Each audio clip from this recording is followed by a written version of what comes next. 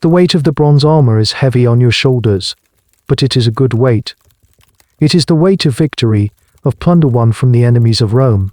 You have commanded a century, felt the spray of Gallic blood on your face, and stood firm in the shield wall as barbarian hordes broke against it. Your men respect you.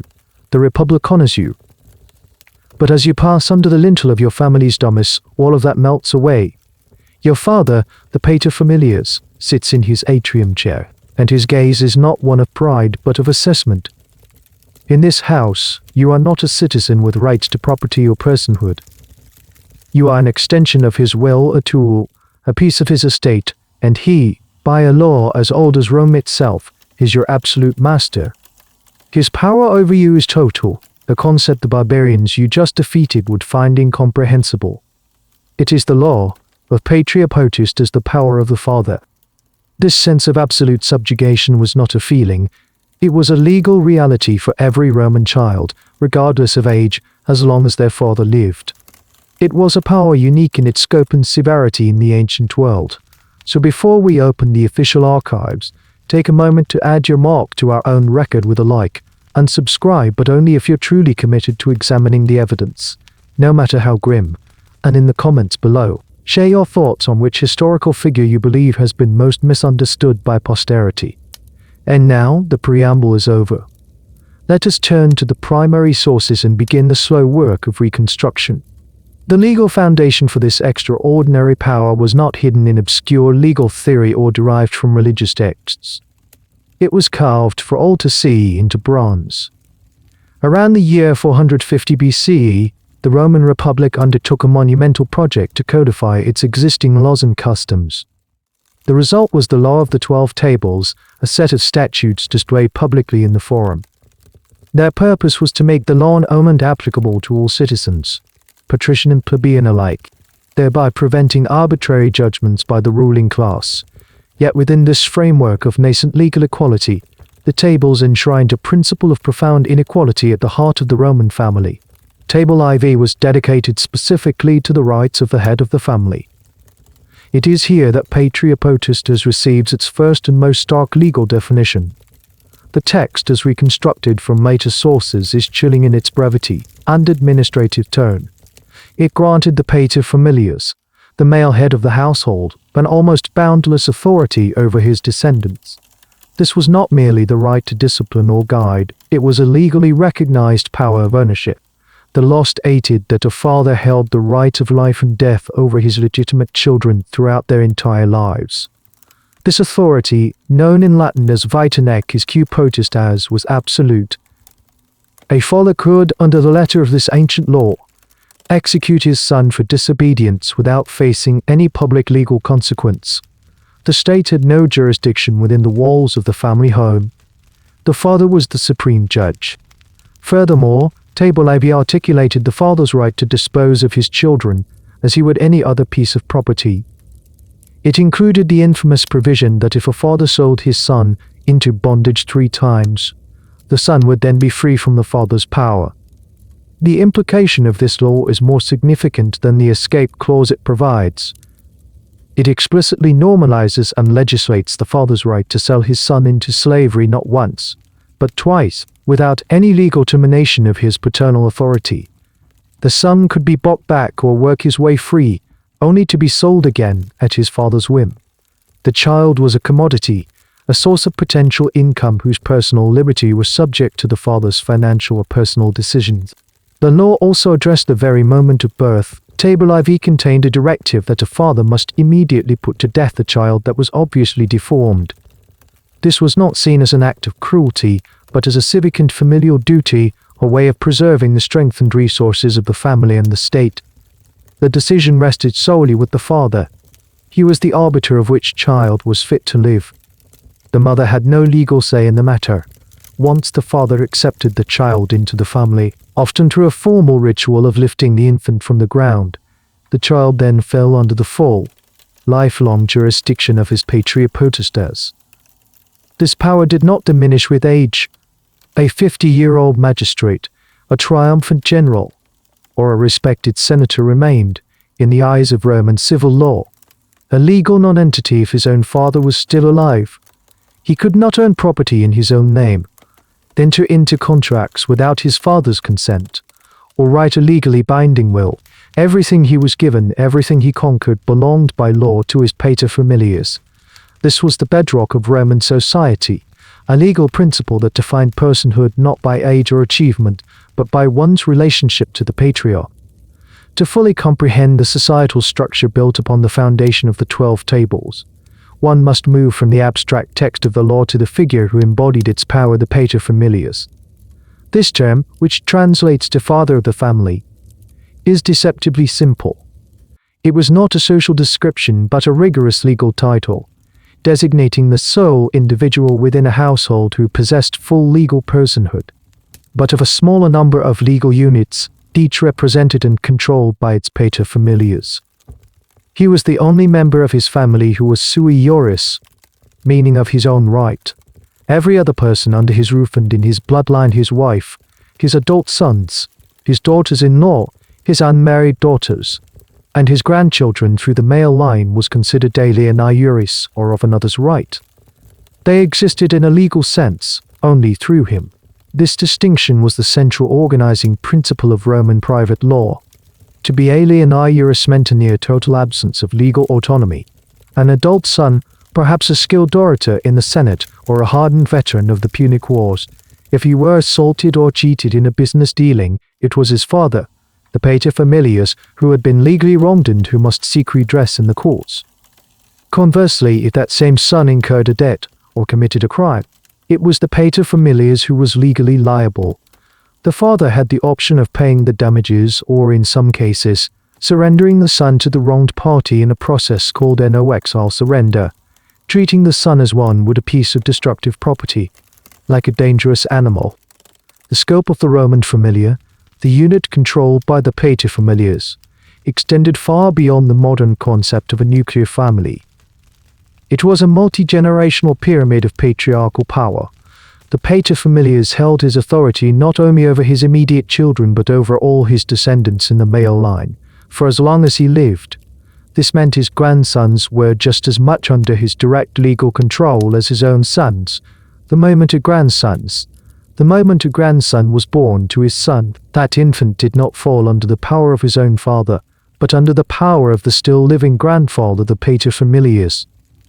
This created complex domestic dynamics where a 40-year-old man might have children of his own, yet both he and his children were legal dependents of the family patriarch. Furthermore, the familia could expand through marriage and adoption. When a son married, his wife would often enter the family through a ritual known as immerse, literally into his hand. In this arrangement, she legally ceased to be a member of her birth family and passed into the power of her husband's father. Legally, she held the status of a daughter to her father-in-law. A daughter, upon her own marriage immerse, would undergo the reverse process, leaving her father's potestas to enter that of her new father-in-law. The paterfamilias have a complex portfolio of human assets, acquiring and transferring individuals through strategic marriages. Beyond his legal and economic dominion, the paterfamilias was also the chief priest of the household. He was responsible for maintaining the sacra privata, the private religious rites of the family. He led the worship of the household gods, the lares, who protected the home, and the penates, who guarded the pantry, as well as the veneration of the genius, the divine spirit of the patriarch himself, and the manes, the spirits of the ancestors. His authority was therefore not merely civil but was imbued with a deep, ancestral religiosity. To defy the paterfamilias was not just to break the law of the state, it was to commit an act of impiety, jeopardizing the family's relationship with the divine in dishonoring generations of ancestors. He was the indispensable link between the family's past, present, and future, the sole conduit through whom divine favor flowed. And religious authority concentrated an almost unimaginable degree of power into a single individual, making him the absolute and unquestioned nucleus of Roman social life. A legal system as extreme as Patria Potestas cannot sustain itself for centuries on the strength of written statutes alone. For a society to accept a father's right to kill or sell his children, the law must be woven into the very fabric of its cultural identity. It requires a powerful supporting narrative, a collection of foundational stories that transform a potentially monstrous power into a venerable and necessary institution. This narrative was provided by its origin myths and the revered histories of its heroes. These tales, repeated by orators taught to children, and immortalized by historians like Livy, provided the moral and psychological justification for the absolute authority of the paterfamilias. They demonstrated that this power was not a tool for tyranny, but a solemn responsibility in the bedrock of Roman virtue. The cornerstone of this narrative was the concept of pietas. While often translated as piety, its Roman meaning was far broader, encompassing a deep-seated sense of duty to one's family, gods, and country. The quintessential image of pietas was that of Aeneas, the mythical founder of the Roman people, fleeing the burning city of Troy. He carried his elderly father, Anchises, on his shoulders, holding the household gods, while leading his young son by the hand. His wife, Circe, was lost in the chaos. The symbolism was not subtle. The father, representing the past and the family's sacred lineage, is the most precious burden, to be saved at any cost. The son's duty to the father is paramount, superseding even the bond with his wife. This myth established a foundational hierarchy of obligation, placing the patriarch at the apex. This abstract ideal of duty was given a terrifyingly practical application in the story of Lucius Junius Brutus, one of the first consuls of the new Roman Republic in 509 BC. According to the histories, Brutus's own two sons, Titus and Tiberius, became involved in a conspiracy to overthrow the republic and restore the deposed monarchy. When the plot was uncovered, the conspirators were arrested and brought before the consuls for judgment. As consul, Brutus was the judge. He was the victim of his son's treason. In a scene that would become a paradigm of Roman civic virtue, Brutus did not recuse himself. He unflinchingly condemned all the conspirators, including his two sons, to death. He then sat and stoically watched as the heir lictor stripped, flogged, and beheaded his children in the forum. For the Roman mind, this was not an act of monstrous cruelty but the ultimate expression of republican integrity. Brutus placed his duty to the state, the abstract family of Rome, above his personal love for his biological family. In doing so, he publicly demonstrated that the authority of the law and the sanctity of the office were absolute. He was exercising his power as a magistrate, but he was also acting as the ultimate paterfamilias, purging his own bloodline of weakness and corruption for the greater good. The story served as a permanent, chilling lesson. The father's power of life and death was not only a right but, in the most extreme circumstances, a terrible duty. This principle was reinforced by other, equally grim exemplars from the Roman historians. A consul during the Latin War in the 4th century BC provided another stark model. Manlius had issued a strict order forbidding any Roman soldier from engaging in single combat with the enemy. His son, also named Titus, was challenged by an enemy champion and, eager for glory, ignored the order, returning to the Roman camp with the spoils. Instead of praise, he was met with the cold fury of his father. Before the assembled army, the elder Manlius declared that his son had violated the discipline upon which Rome's military strength was built. To uphold the authority of his command, he ordered his son's execution. Again, the message was clear: a father's command, his imperium, was absolute. A son's individual success was meaningless in the face of disobedience.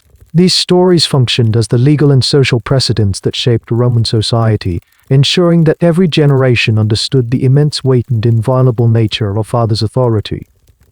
They created a culture where the exercise of Patria Potestas, even in its most lethal form, could be viewed not as a crime, but as a sacrifice. The myths and historical exemplars provided the moral framework, but the day-to-day reality of Patria Potestas was rooted in a much colder, more pragmatic concept: the legal status of children as property. The Roman legal mind, renowned for its precision and categorization, did not place children in a special class between person and object. Within the civil law, a child in potestate under the father's power was legally classified as a form of property, specifically as a res mancipia. This category was reserved for the most important assets in an agrarian society: land, slaves, beasts of burden like oxen and horses, and, remarkably, children. These were things that could not be transferred by simple delivery. Their ownership had to be conveyed through a highly formal public ceremony involving bronze scales, a set of witnesses, and specific spoken formulas. This classification had profound and dehumanizing consequences. Just as a paterfamilias could use his ox to plough his fields for his own profit, so too could he command the labor of his son. As we have seen, the law dictated that any acquisition, whether earned as wages, received as a gift, or even won as spoils of war, belonged not to the child who acquired it, but to the paterfamilias. The son or daughter was merely an agent of the father's estate, an instrument for its expansion. An adult son could manage vast business enterprises, command legions, and govern provinces, but the wealth and property he accumulated were not his own. They were legally indistinguishable from the profits generated by a family's olive groves or livestock. This legal fiction persisted until the father's death. Only then would the son, now a paterfamilias in his own right, inherit and gain legal title to the wealth he may have spent a lifetime building. This principle of ownership extended to the physical body of the child. The ius vendendi was a direct and logical extension of this property-based classification. The sale of a child was not viewed as a moral transgression but as a financial transaction, a liquidation of an asset. While Roman law did eventually distinguish between selling a child into slavery outside of Roman territory and selling them into a form of bonded labor in mensique within it, the underlying principle remained the same. The father had the right to convert his child's potential labor into immediate capital. Historical sources suggest that this was not merely a theoretical right. Economic hardship, debt, or the desire for financial gain could and did lead fathers to exercise this power. The child became a fungible good, a solution to a deficit in the family ledger. Even the legal language used to describe the father's power mirrored the language of ownership. The word dominium was often used, a term that denoted the absolute rights of a master over a thing. While jurists would later attempt to draw finer distinctions between the power a master held over a slave dominica potest, as in the power a father held over a son patria potest, as in the early and middle republic, the lines were considerably blurred. Both the slave and the son were subject to the master's will. Both could be sold, and both could be put to death by his command. The primary difference lay not in the nature of the power itself, but in the status of the individual subject to it.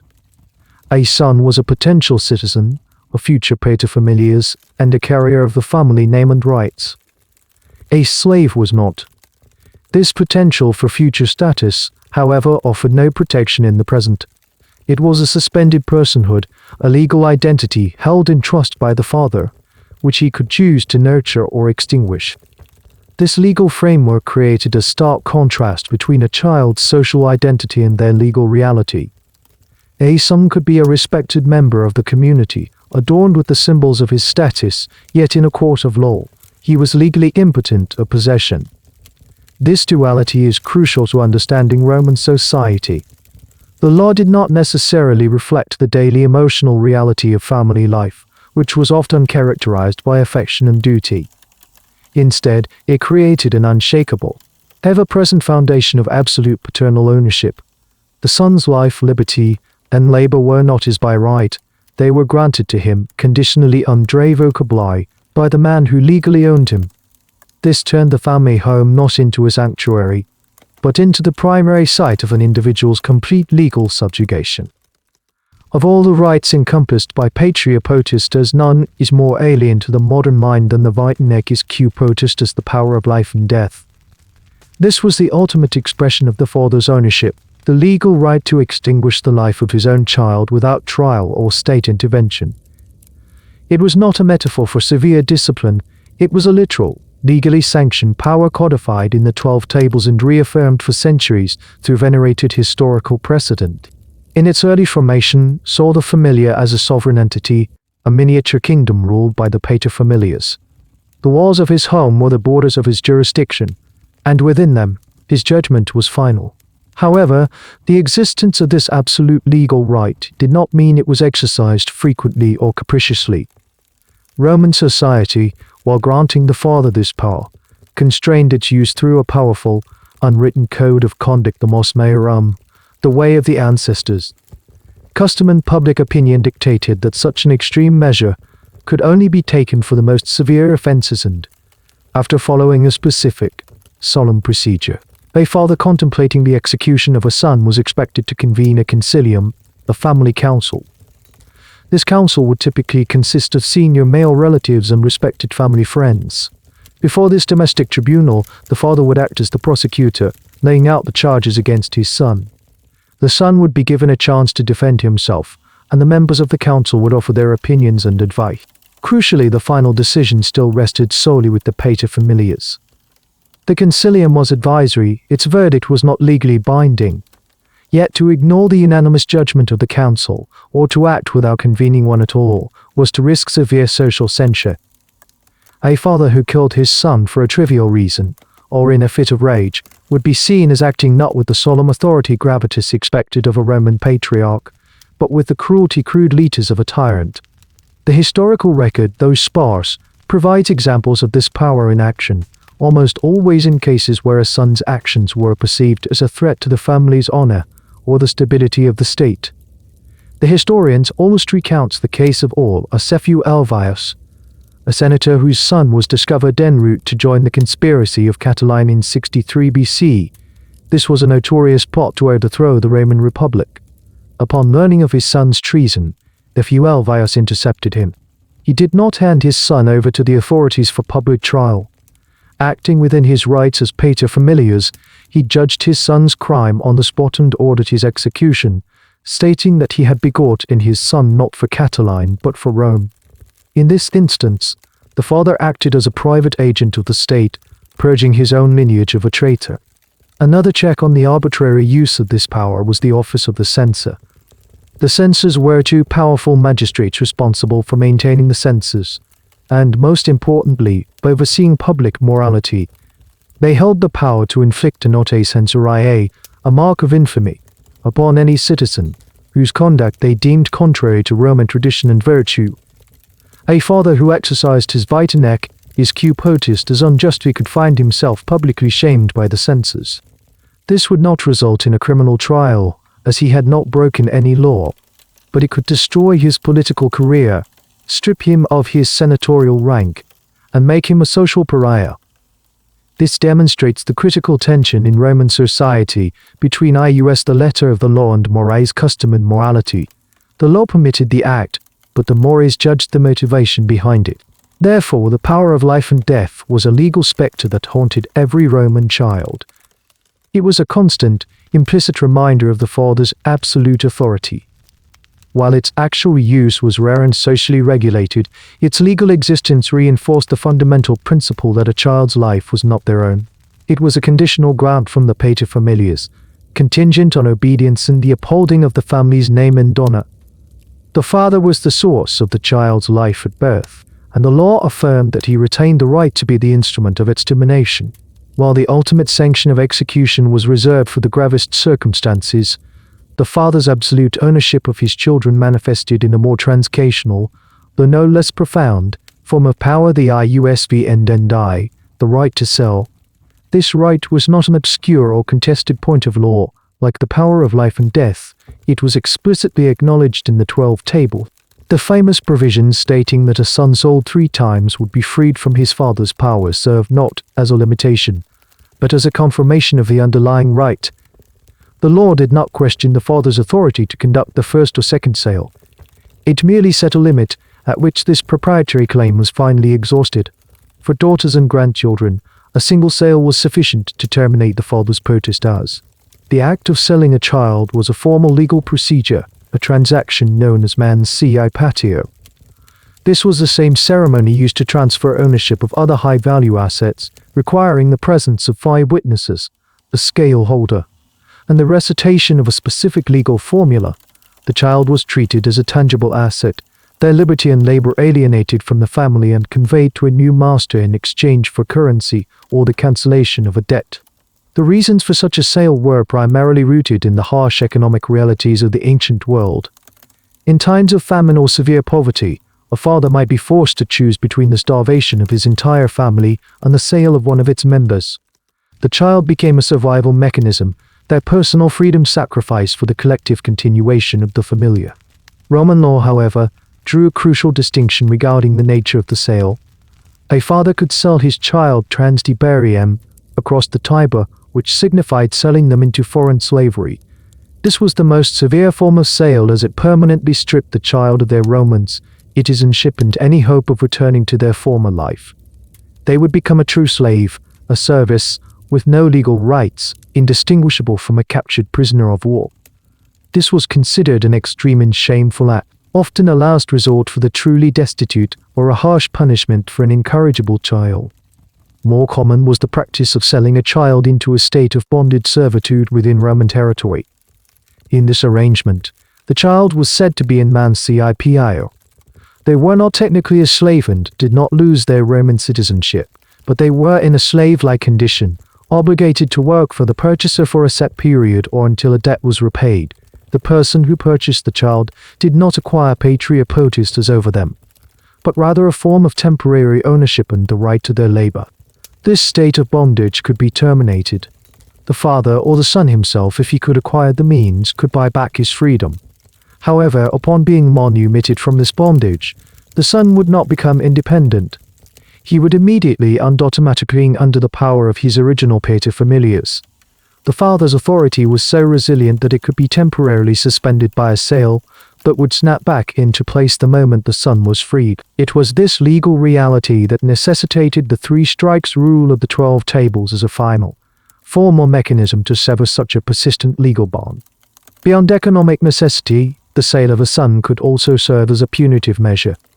A father could use the threat of sale to enforce discipline, or actually sell a disobedient son into the hardship of bonded labor as a form of punishment more severe than corporal discipline but less final than execution.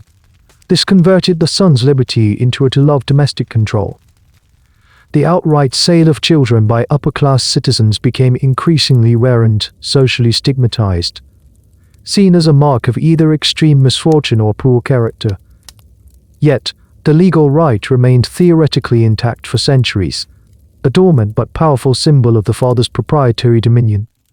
It served as a constant reminder that a child's place in the family, their freedom, and their very presence in the home were not guaranteed rights, but privileges granted and potentially revoked by the man who held the power to put a price on their head.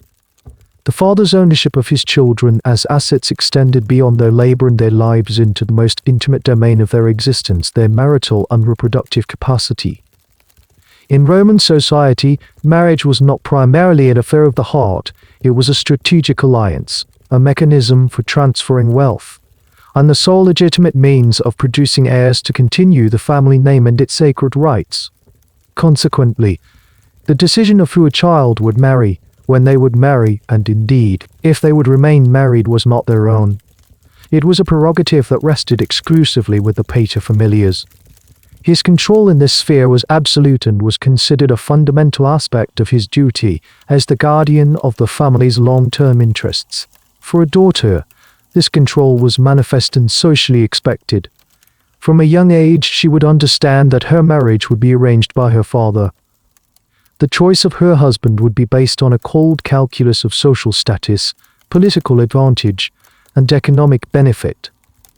A prospective son-in-law from a powerful family could elevate the standing of the entire familia. A large dowry brought by a bride could secure a son's financial future, a conduit through which alliances were forged and fortunes were merged. Her personal feelings were legally and, for the most part, culturally irrelevant. Roman marriage law offered two primary forms that determined a daughter's legal status after the wedding. In an early form of marriage known as come money with the hand, the daughter would legally pass from the potestas of her father into the manus of her husband. However, because her husband was likely still under the power of his own father, she would in reality fall under the potestas of her father-in-law, legally assuming the status of his own daughter. The legal tie to her birth family was completely severed. Later, and increasingly common during the late Republic and Empire, was marriage sign money without the hand. In this form, the wife did not enter her husband's family's legal control. Instead, she remained under the Patria Potestas of her own father, even while living in her husband's home. This arrangement gave her birth father continued legal influence over her property including her dowry, and the political alliance her marriage represented. Perhaps more striking to a modern observer was that this power extended equally to the father's sons. A son, no matter his age or accomplishments, could not enter into a legally valid marriage without the consent of his paterfamilias. The father had the right to select a bride for his son, and the son was legally obligated to accept her. While a wise father would consider his son's compatibility with a prospective spouse for the sake of a stable household, he was under no legal obligation to do so. The primary considerations were once again strategic.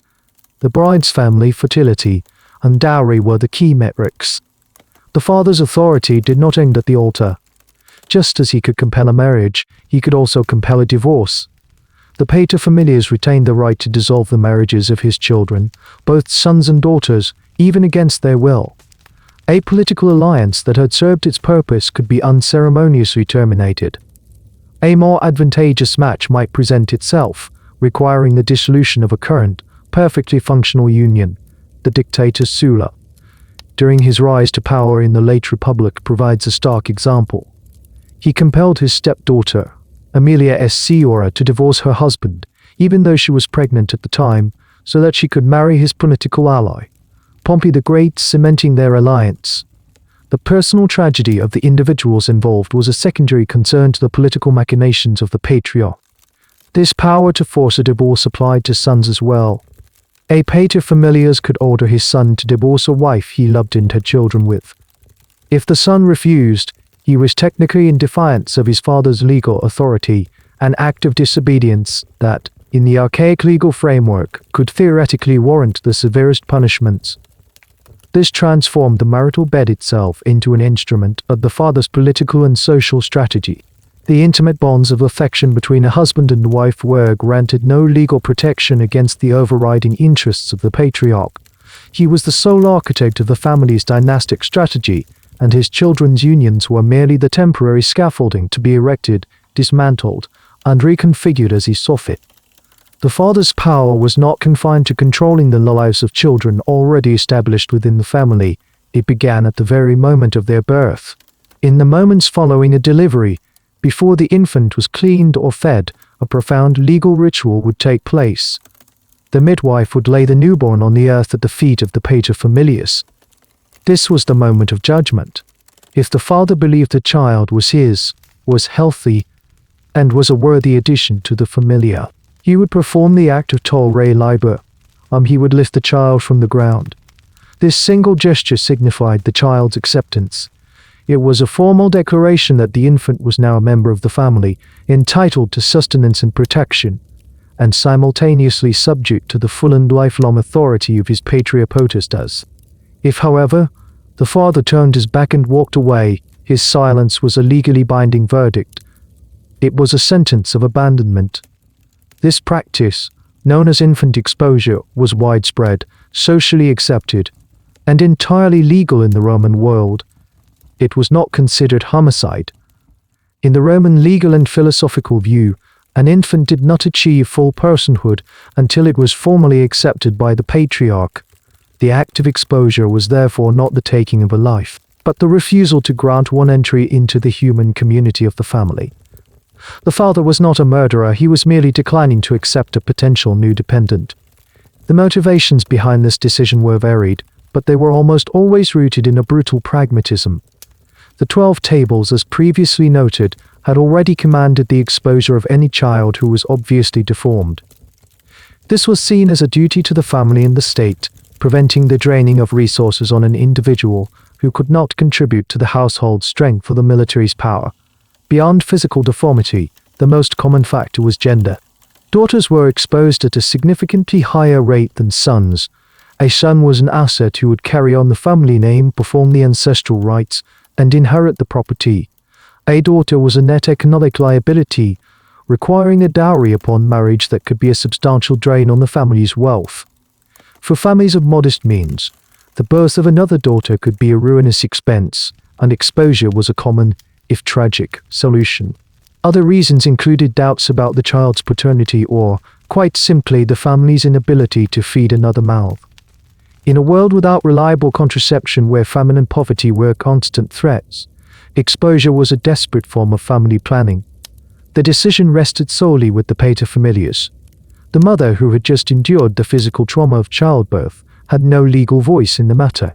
Her emotional attachment was given no weight in the father's cold assessment of the infant's value to the household. The fate of an exposed infant was grim and uncertain. They were typically left in a designated public place, such as the steps of a temple or, in the city of Rome, near a site known as the Columnae Lactaria, or milk column, where others might find them. Many simply died from exposure to the elements or were killed by stray animals. However, for some, being abandoned was not an immediate death sentence, but the beginning of a different kind of life. It was common for childless couples to look for abandoned infants to raise as their own. More frequently, they were collected by speculators or slave traders. A healthy-looking foundling, known as an alumnus, could be raised at minimal cost and then sold as a slave, turning a profit for their rescuer. In this way, the father's right to abandon complemented the slave market, providing a steady supply of new human property. Some historical accounts describe an even darker fate: individuals who would collect these infants and intentionally maim or disfigure them, reasoning that a crippled or blinded child would make a more sympathetic and therefore more profitable beggar. For an abandoned Roman infant, the spectrum of possibility ranged from a quick death on a cold night, to a life of hard labor and slavery to, in the rarest of cases, adoption into a loving home. Silent judgment at the threshold of the home determined which of these paths the child would take. His power did not begin with discipline. It began with the choice to bestow a social and legal existence, or to withhold it entirely. For the child who was lifted from the earth, the act of acceptance by the paterfamilias was not a grant of liberty, but an entry into a lifetime of economic servitude. The Roman legal system, with its characteristic lack of sentimentality, viewed the child not as an individual with inherent economic rights, but as an extension of the father's legal and financial persona. The fundamental principle was simple and absolute: a person alien iuris, under the power of another, could not own property. Any asset, income, or property acquired by a child, through any means, did not belong to them. It was automatically, by operation of law, the property of their paterfamilias. The child was an agent, a conduit through which wealth flowed into the single, legally recognized family estate controlled by the patriarch. This principle governed every facet of a child's productive life. For the vast majority of Romans in an agrarian society, this meant that a son's labor in the fields or a daughter's work at the loom directly contributed to the father's wealth without any legal entitlement to a share of the profits. They were, in effect, unpaid laborers in the family enterprise. For children engaged in commerce or skilled trades, the rule was the same. A son who managed a successful pottery workshop or a lucrative shipping business might appear to the outside world as a wealthy merchant, but in the cold calculus of the law, he was merely an administrator. The workshops, the ships, the inventory, and every assessed to see of profit belonged to his father. He could negotiate contracts and manage employees, but he did so as an agent, not a principal. Perhaps the most striking application of this doctrine was in the military. A Roman soldier, serving for decades in distant and dangerous campaigns, was entitled to a salary stipend bonuses do notivae granted by his general after a victory, and a share of the plunder prade taken from a conquered enemy. He endured years of brutal discipline, risked his life in battle, and suffered the hardships of the frontier, yet the financial rewards for his service were not legally his own, and the value of any spoils he captured were the property of the paterfamilias waiting back in Italy. While a commanding officer might allow a soldier to keep his plunder for practical reasons, a father had the full legal right to demand its surrender upon his son's return. This created the strange legal reality of a battle-hardened legionary, a man who had faced down Celtic warriors and Parthian cavalry, being legally incapable of owning the very sword with which he fought. To mitigate the obvious inefficiencies of the system and to provide an incentive for sons to be productive, Roman law developed the concept of the paeciulium. A paeciulium was a fund of assets, money, slaves, a business, a farm that the paterfamilias formally permitted his son to manage as if it were his own. The son could use the him to conduct business, make investments, and generate profits. This gave him a measure of practical autonomy and allowed him to gain experience in financial management. However, the pecunium was a legal fiction. It was not a gift and did not represent a transfer of ownership. The paterfamilias remained the sole legal owner of all assets within the pecunium and could augment, diminish, or revoke it entirely at any time, for any reason, without legal recourse. It was a tool of management, a conditional grant of administrative authority, not a recognition of the son's right to property.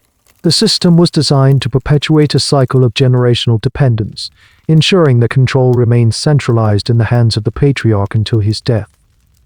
A man could be 50 years old, a grandfather himself and a respected figure in his community, yet still be managing a pecunium at his 70-year-old father's discretion. His entire line of decades of effort and skill was legally part of an estate he did not control.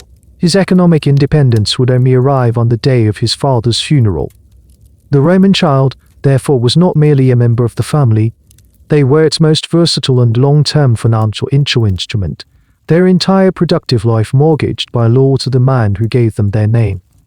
The economic utility of a child, while fundamental, was perhaps the crudest measure of their value to the paterfamilias. In the upper echelons of Roman society, particularly during the turbulent final century of the Republic, children were transformed from mere economic assets into the most valuable currency of all political capital.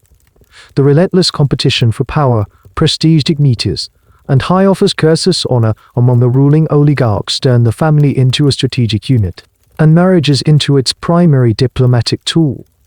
A child's capacity for union was not a private affair. It was a public resource to be deployed with calculated precision by the patriarch in the grand, often lethal, game of Roman politics. In this arena, a daughter was the quintessential political instrument.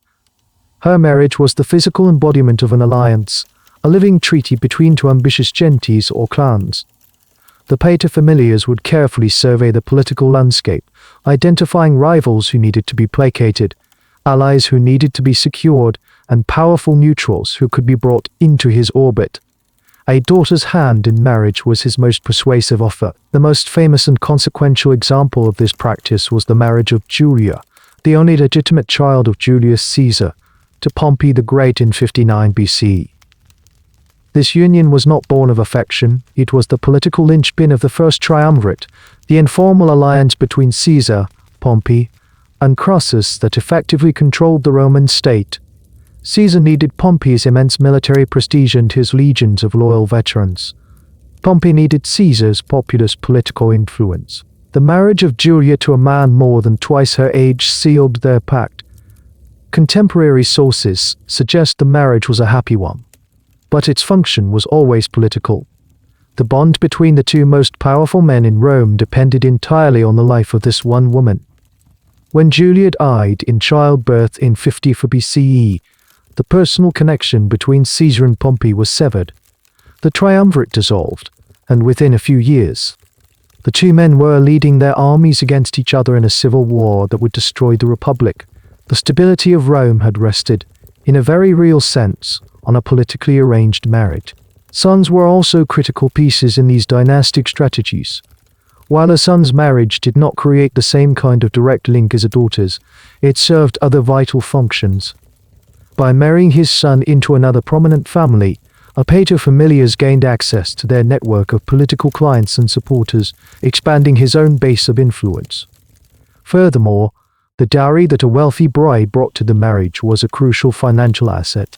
Running for high office in Rome was a ruinously expensive affair, requiring vast sums for public games, buildings, and outright bribery.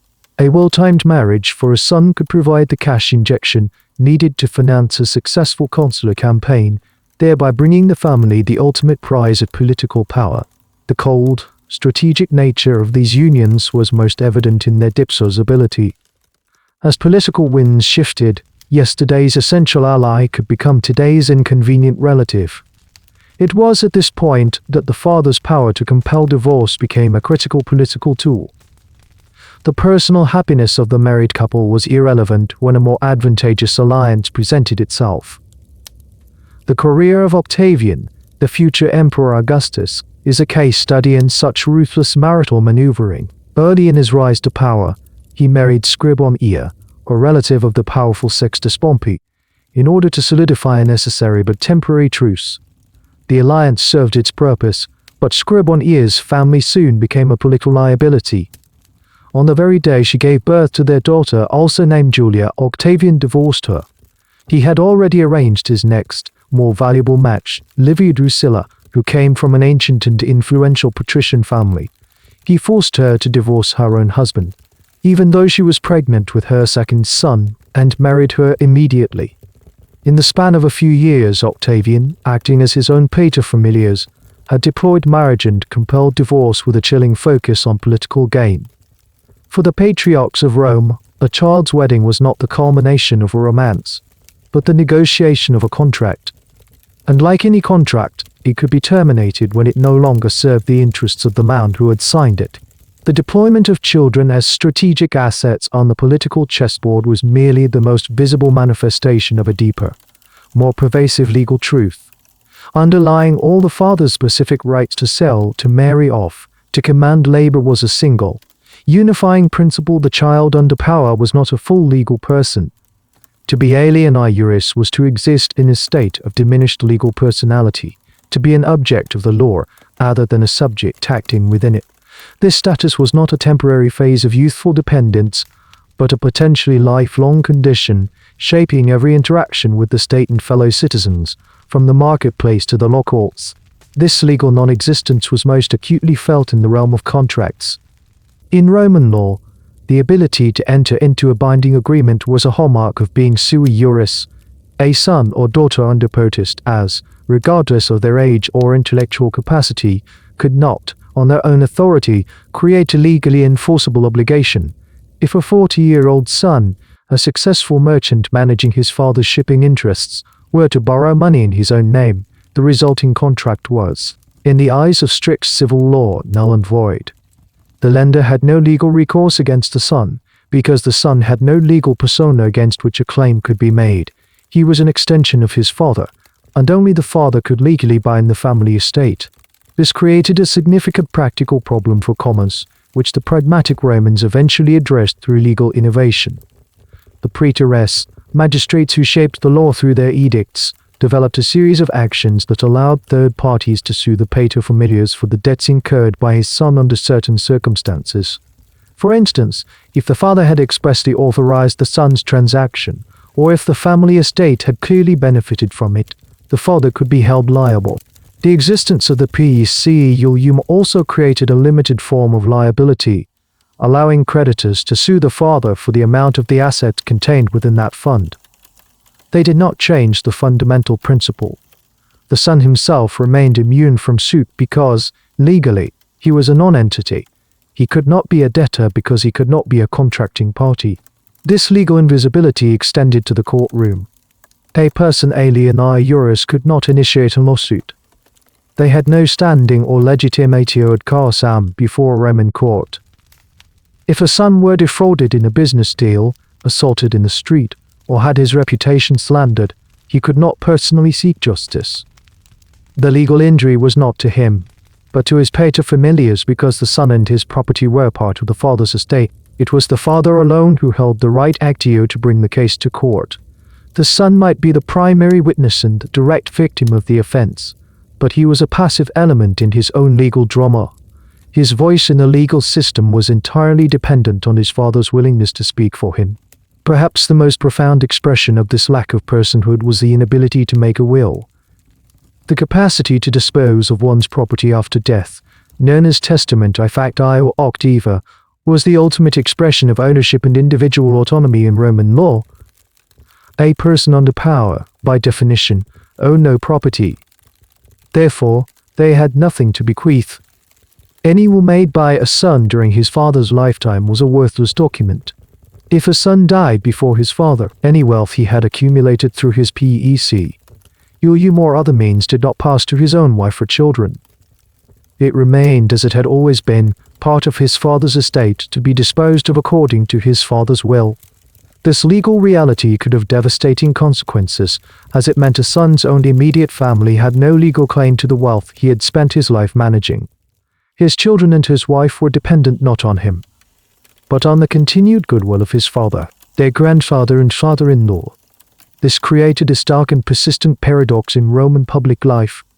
A man could be elected to the highest offices of the state. As a consul, he could command legions. As a praetor, he could sit in judgment and interpret the very laws that rendered him a legal dependent. He could hold the power of life and death over soldiers in his army and citizens in his court, while simultaneously living under the theoretical power of life and death of his own father. This dichotomy between public authority and private subjugation was a core feature of Roman society. A man's legal personality was not a coherent whole but was split between his public status within the familia. Full personhood, the integration of these two halves, was not a right of age, but an inheritance granted only by the death of the patriarch. Within this rigid patriarchal structure, the position of the Roman mother, the mater familias, was one of significant social influence, but profound legal subordination. She was the cornerstone of the domestic sphere, responsible for managing the household, overseeing the slaves, and directing the early education and moral upbringing of the children. Roman society placed a high value on the ideal of the virtuous matron, chaste, dignified, and dedicated to her family. Her role in shaping the character mores of the next generation of Roman leaders was publicly acknowledged and praised. Yet this social respect did not translate into legal authority. In the cold, unyielding language of the law, she was not a source of power but another subject of it. The Roman legal concept of family was strictly unsettling, meaning that legal relationships were traced exclusively through the male line. A child was under the potestas of their father, their paternal grandfather, or their paternal great-grandfather, but never their mother. The mother was not a link in the chain of legal authority. She was, in a legal sense, a stranger to her own children. She had no Patria Potestas.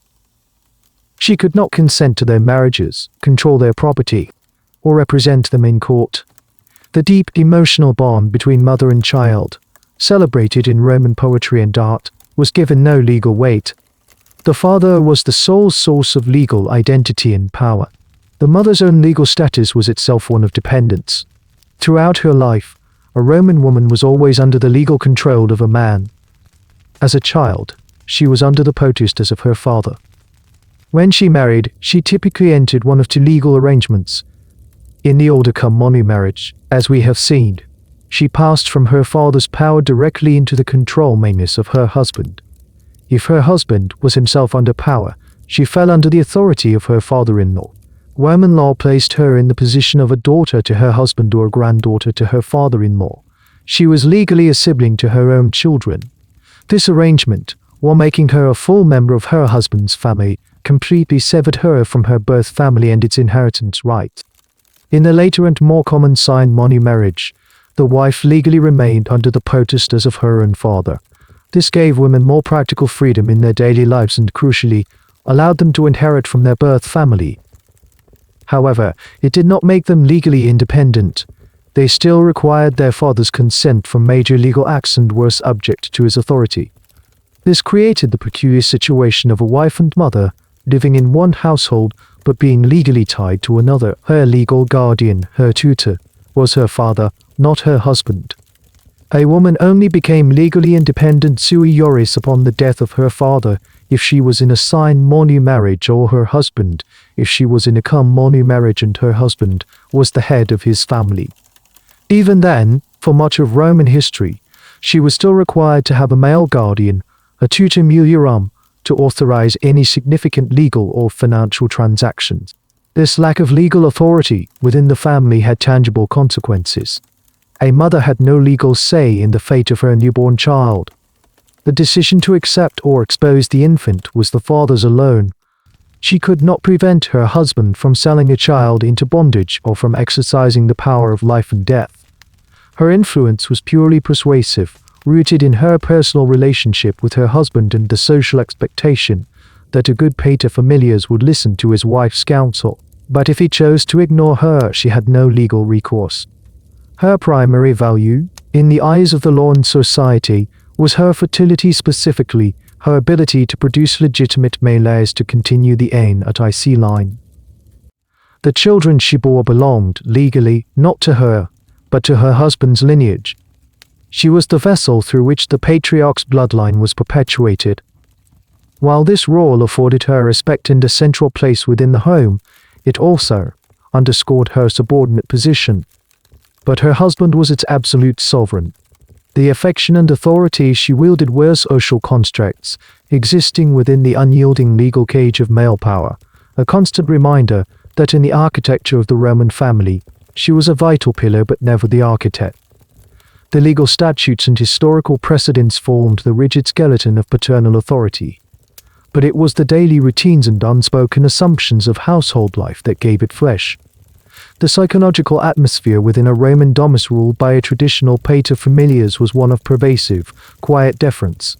Life was not necessarily characterized by overt acts of tyranny, but by a constant, low-level awareness of an absolute and final authority residing in a single individual. This awareness shaped every interaction from the morning greeting to the evening meal, creating a domestic culture where order, duty, and obedience were the supreme virtues. The day for the household often began with the salutatio, the formal morning greeting. This was a ritual of profound social and political importance in Rome, where clients would attend upon their patrons. Within the family, this ritual took on a more intimate but no less hierarchical character. The sons, their own wives and children in tow, would approach the paterfamilias who would be seated in whose formal chair, the cella. They would offer their respects, report on their plans for the day, and receive his instructions or approval. This was not a casual family breakfast, it was a daily reaffirmation of the power structure. The son, perhaps a man of 40 on his way to argue a complex case in the forum, was first and foremost a subordinate reporting for duty. His public life began only after this private act of submission was complete. This dynamic of constant oversight extended to every aspect of life. The concept of personal autonomy, so central to modern identity, was largely absent. A son's choice of friends, his political associations, and his business partners were all subject to his father's scrutiny and potential veto. A friendship with a man from a politically suspect family could be forbidden. An investment that the father deemed too risky could be blocked. Even the education of the father's own grandchildren was his prerogative. A son might wish for his children to study rhetoric with a particular Greek master. But if the grandfather, the paterfamilias, harbored a traditional Roman suspicion of Hellenistic influences, he could forbid it. The son was a father himself, but he was a junior partner in the act of parenting, his authority over his own children subordinate to the patriarch's ultimate control. This created a state of perpetual legal and financial adolescence. A man well into middle age, with a wife, children, and significant responsibilities in the public sphere, would still have to approach his father for funds to purchase a new toga or to host a dinner party. While the PEC provided a degree of practical financial freedom, it was always a conditional freedom. The son was a manager, not an onager, not an owner, and this distinction would have been a constant psychological reality. He could never feel the security of personal wealth or the satisfaction of building something that was truly his own. His successes were his father's successes, his acquisitions were his father's acquisitions. This fostered a profound sense of dependence that could only be broken by the patriarch's death. For daughters living at home before marriage, the atmosphere was one of sheltered control.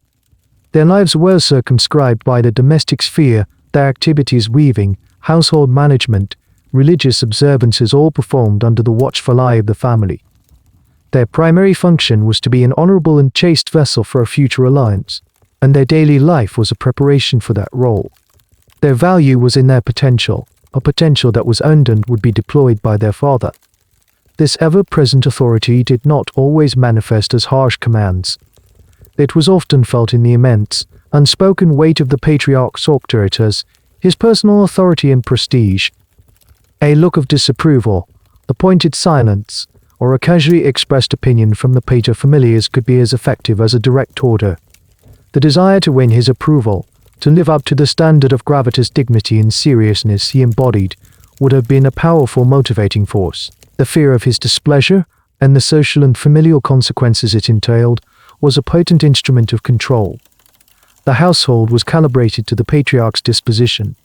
His will was the gravitational center around which all the smaller bodies of the family orbited, their paths dictated by a force they could not resist. This created a stable, predictable, and highly ordered environment, but one in which individual spontaneity and personal ambition were necessarily unsystematically suppressed in favor of the collective, which was in the end simply the extension of one man's will. The psychological environment of the Roman household was not left to chance. It was actively cultivated and perpetually reinforced through a structured series of ceremonies and traditions. These were not mere customs but powerful social technologies, rituals that transformed the abstract legal principle of Patria Potestas into a tangible, lived experience. From the moment of birth to the final funeral rite, the life of a Roman was punctuated by public and private performances that dramatized and solidified the unassailable authority of the paterfamilias. These rituals functioned as a sacred theater, where every member of the family played their assigned role in the recurring drama of submission and control. The first and most decisive of these rituals was, of course, the father's choice to lift his newborn child from the earth. This act of tare liber was the foundational ceremony of acceptance. The moment a biological fact was converted into a social and legal reality. For the child who was accepted, life then became a progression of further rituals, each one designed to inculcate their place within the patriarchal hierarchy. For a son, the most significant of these was the coming-of-age ceremony held on the festival of the liberal IA, typically around his 16th year. On this day, the boy would formally dedicate his childhood amulet, the bulla praetextae, and his purple-bordered child's toga, the toga praetextae, to the household gods. Then, under his father's direct supervision, he would be clothed for the first time in the plain white toga virilis, the toga of manhood. This was a moment of immense pride, but it was a ritual rich in legal paradox. After the ceremony at home, the father would lead a procession of family and friends to the forum, where the young man's name was formally entered onto the list of Roman citizens. He was now, in the eyes of the state, a man eligible for military service and, eventually, public office. Yet, this public grant of citizenship did not alter his private legal status in the slightest. As he stood in the forum, a newly minted citizen of the Republic, he remained entirely under the potestas of the father who stood beside him. The liberal IA was not a rite of emancipation. It was a formal transition from being a non-productive child to being a productive, legally recognized agent of the paterfamilias. His new status as a citizen simply meant he now had more duties to perform for the benefit of the family, under the unabated authority of its head. For a daughter, the central ritual of her life was her wedding, a ceremony meticulously designed to signify the transfer of patriarchal control. The rites began the night before, when she would dedicate her childhood dolls and toys to the lares of her father's house, a poignant farewell to the only home she had ever known.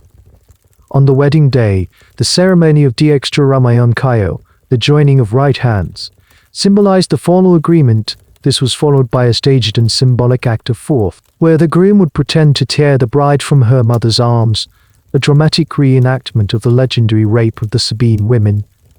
Underscoring that marriage was an act of acquisition, the procession that followed, escorting the bride to her new home, was the critical moment of transition. She was not moving to a state of independence, but was being physically conveyed from one domain of male authority to another. Upon arriving, her husband would carry her over the threshold, a final symbolic act to prevent the bad omen of her tripping, signifying her complete entry into a new household where she would fall under the power of a new paterfamilias, her father-in-law. Even in death, ritual reinforced the aenet isipas structure. The funeral of a distinguished paterfamilias was a grand public display of the family's lineage and continuity. In the funeral procession, the deceased was accompanied by actors wearing wax masks, called imagines, of all the family's illustrious ancestors who had held high office.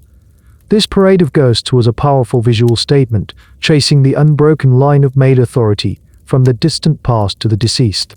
Leading the procession was his eldest son, the heir, the man who was now, by this very death, finally sui jurising the new paterfamilias. The funeral, therefore, was not just an act of mourning, but the ultimate ritual of succession. It marked the only moment of true emancipation for a son and publicly confirmed the transfer of the patriarch's sacred and legal authority to the next generation. These carefully staged events, from the toga of manhood to the wedding procession to the ancestral masks, ensured that the power of the father was not just a law on a tablet, but an omnipresent, ritually reinforced reality that defined the beginning, the middle, and the end of every Roman life. To live a life alien iuris was the norm, a state of legal dependency that for most would only end with the death of the family patriarch. The Roman legal system was designed for the preservation and continuation of patriarchal power, not for its dissolution. Consequently, the paths to freedom from Patria Potestas, as during the father's lifetime, were few, narrow, and entirely dependent on the father's own volition. A son or daughter could not sue for their independence or claim it as a right upon reaching a certain age. Freedom, known as emancipation, was not a right to be asserted but a gift to be bestowed. It was a formal legal act, initiated and executed by the paterfamilias himself. The process of emancipation, known as immerse patriarch, was a deliberately cumbersome and public affair, a testament to the legal gravity of severing the sacred bond of potestas. The procedure was a clever legal fiction derived directly from the 3 sales rule found in the 12 tables. To free a son, the paterfamilias would take him to a public official, typically a praetor, along with a trusted friend. There, in a ceremony mimicking a real sale, the father would formally sell his son to the friend. The friend would then immediately manumit or free the son. According to the law, after this first sale into manumission, the son would legally revert back into his father's power. The process was then repeated a second time with the same result. Finally, the father would sell the son for a third and final time. After this third sale, the friend did not manumit the son.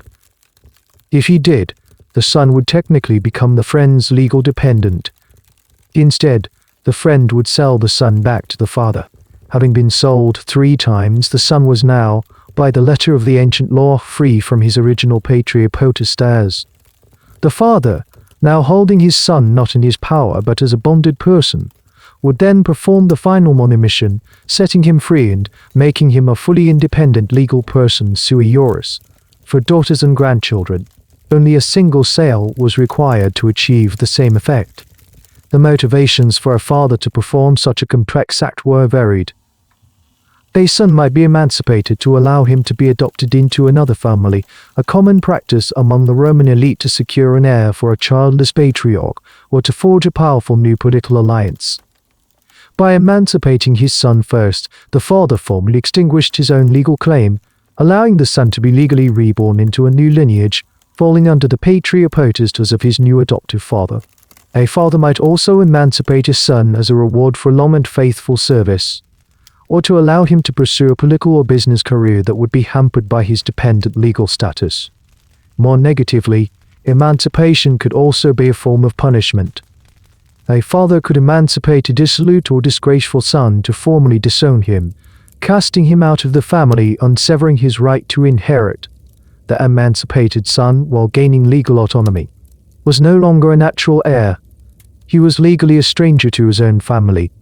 Unless the father specifically named him in his will, emancipation was therefore a double-edged sword. It granted freedom but at the potential cost of inheritance and family identity. There were a few other much rarer paths to freedom. A daughter could be freed from her father's power by being appointed as a Vestal Virgin, one of the 6 priestesses who tended the sacred fire of Rome. This was an immense honor, but it required a 30-year service to the state, effectively removing her from the normal cycle of marriage and procreation. For sons, appointment to certain very high priesthoodess, such as the vendendi as the high priest of Jupiter, also resulted in emancipation. These religious offices were considered so sacred and demanding that they required the priest to be free from any competing authority, including that of his own father. However, these were exceptional circumstances, available only to a tiny fraction of the Roman elite. For the overwhelming majority of Roman children, the legal bond with their father was as durable and inescapable as their own name. The keys to the cage of legal dependency were held exclusively by the patriarch. He could choose to open the door through the elaborate ritual of emancipation, but he was under no obligation to do so. For most, the door would only open on the day of his funeral, when his death would finally, and irrevocably, set them free. For centuries, the power of the paterfamilias existed in a realm beyond the reach of public law. The Roman state viewed the familia as a self-regulating, sovereign entity, a bedrock institution upon which the larger structure of the republic was built. The state had no more right to interfere in a father's judgment of his son than it did to meddle in the private worship of his household gods. However, as Rome expanded from a small city-state into a vast, complex empire, this clear-cut division between the private and public spheres began to blur. The absolute and sometimes brutal exercise of Patria Potestas has begun to clash with an evolving public morality in the state's growing interest in the welfare of its citizens. The first challenges to the father's absolute power came not from legislative repeal, but from the cautious, creeping jurisdiction of the state, intervening not to challenge the law itself, but to punish its most flagrant abuses. The earliest state interventions were indirect, focusing on moral rather than criminal sanction. The office of the censor provided the primary mechanism for this oversight. The censors, tasked with maintaining the mos maiorum, held the power to publicly shame and demote citizens who, while not breaking any specific law, acted in a manner deemed contrary to Roman virtue. Paterfamilias who exercised his cruelty crude leaders rather than appropriate severity saber-eaters could find himself the subject of a censor's inquiry. The historian Valerius Maximus records instances of men being removed from the equestrian order for mistreating their sons. In one case, a senator was censured for having taken his son hunting with him and then, on the same day, having sold him into bonded labor as if he were a common slave. The act of selling his son was perfectly legal. The censor's objection was to the flagrant lack of paternal dignity gravitas and the treatment of a Roman citizen's son with the callousness one would show to a piece of property. The punishment was not imprisonment or a fine, but public disgrace, a powerful deterrent in the honor-based society of the Roman elite. As the Republic gave way to the Empire, the ultimate source of moral and legal authority became concentrated in the figure of the emperor. The emperors, positioning themselves as the fathers of the Roman people pater patria, began to serve as a final court of appeal against the abuses of private fathers. The writings of Seneca the Elder, a rhetorician from the early empire, vividly capture this shift.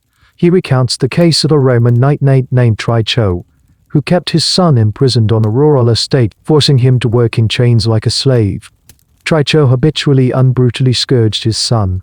After one such beating, the son died.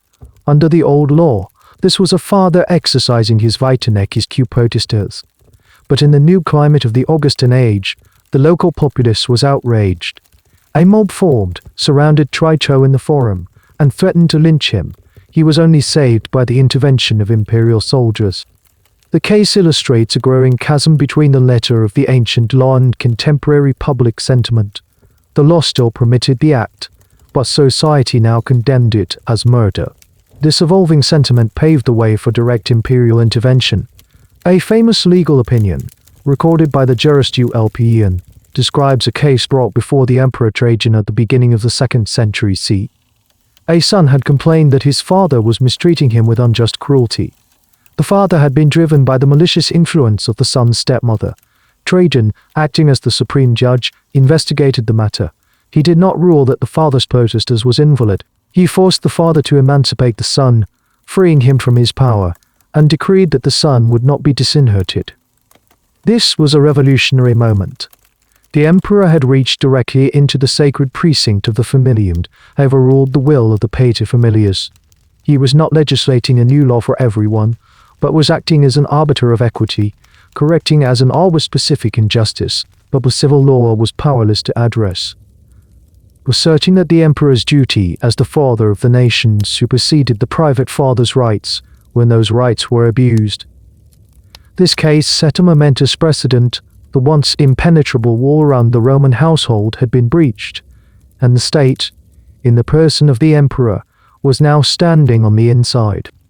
The inherent tension between a father's private authority and the state's public demand for service was nowhere more acute than in the context of the Roman military.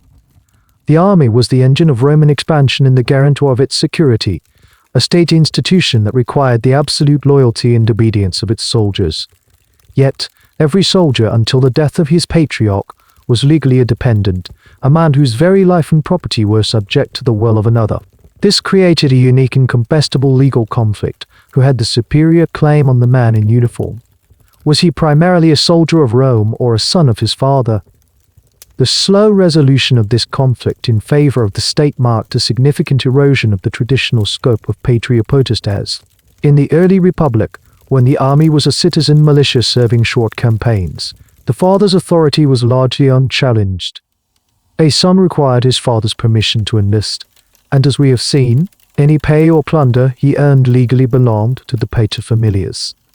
However, as Rome's military commitments became permanent and professionalized, particularly after the Marian reforms of the late 2nd century BCE, this model became untenable. A professional legionary might serve for 20 years on a distant frontier, from Britannia to Syria. To deny him any personal economic autonomy for the duration of his long and arduous service was not only impractical, but also deeply damaging to morale. The state needed its soldiers to be motivated, effective, and financially secure. To address this, the Roman state created a new legal category of property, the paecium caste rents, or camp property. First introduced under the Emperor Augustus, this was a revolutionary legal concept. It stipulated that whatever a son acquired while on active military service, his salary, bonuses, spoils of war, or any property purchased with these funds was his to manage and dispose of as if he were sui juris. Unlike the traditional paecium, which was owned by the father and could be revoked at will, the paecium caste rents was treated as the son's own property in all but the strictest legal theory. He could use it to buy land, make investments, and, most importantly, he could bequeath it in a will. This was a radical departure from civil law. It granted the soldier's son the right of testament a fact io octiva, the ability to make a legally binding will for his military earnings, a right that had been the exclusive privilege of the paterfamilias. The creation of the paecium caste rents was a pragmatic concession to military necessity. It carved out a sphere of economic independence for the soldier, directly tied to his service to the state. His life as a soldier temporarily superseded his status as a son. The legal implications were profound. If a soldier died on campaign, his military property would pass to the heirs named in his will, not automatically back to his father's estate. This gave the soldier the ability to provide for his own wife and children, a camp family that was often not legally recognized independent of his father's control. The state, through this legal innovation, was effectively recognizing the soldier's nuclear family as a legitimate entity, at least for the purposes of military inheritance, directly challenging the monolithic legal structure of the patriarchal familia. This legal carve-out expanded over time. Later emperors extended the principle of the paecium caste rents to other forms of public service, creating the paecium quasi caste rents for civil servants, lawyers, and even clergymen. Each extension further chipped away at the father's absolute economic control, creating more pockets of autonomy for sons engaged in professions deemed vital to the functioning of the empire. Furthermore, the state began to intervene directly in the enlistment process. By the time of the High Empire, the law was clear: a son did not need his father's permission to join the legions. His duty to the emperor and the state trumped his father's authority to control his career. This was a fundamental shift. The state was now asserting a primary claim on the bodies and labor of its male citizens, directly overriding the proprietary rights of the paterfamilias. The uniform of the legionary had become a shield, not just against Rome's enemies, but against the once absolute power of his own father. The needs of the empire were systematically dismantling the legal edifice of the old republic, one soldier at a time, while the pragmatic needs of the imperial army were chipping away at the economic foundations of paternal power. A quieter, more profound challenge was emerging from a different quarter, the philosophical schools of the Greco-Roman world. For centuries, the law of Patria Potestas had stood largely unquestioned, rooted in the deep soil of ancestral custom, the mos meorum. But the increasing infusion of Greek philosophical thought into the Roman elite, particularly Stoicism, introduced a new and disruptive moral calculus. It proposed a universal law that stood above the civil law of any single state, the law of nature. This intellectual descent did not immediately alter the statutes, but it began to erode the moral certainty that had sustained the father's absolute power for so long. The process was gradual. Figures like Cicero, writing in the last decades of the Republic, stood as a bridge between the old Roman traditions and the new Hellenistic ideas. While a staunch defender of Roman custom, his writings are saturated with the concept of humanitas, a term that encompassed compassion culture and a sense of shared humanity.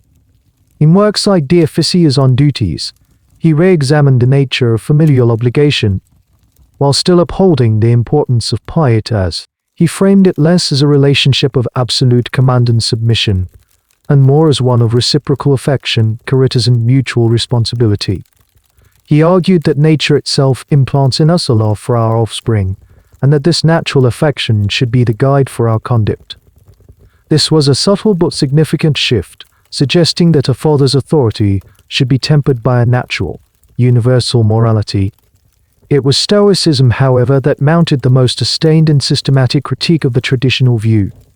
Flourishing in the early empire among influential senators and intellectuals, Stoicism posited that the cosmos was governed by a divine rational principle, the logos. All human beings, as participants in this universal reason, were members of a single community, a cosmopolis. This belief fostered the idea of a natural law, a set of universal moral principles accessible through reason, which were inherently superior to the local, man-made laws of any particular city. At the heart of the Stoic ethical framework was the injunction to live according to nature. The Stoics observed that all creatures possess a natural instinct for self-preservation and an innate affinity, oikaioses, for their own offspring.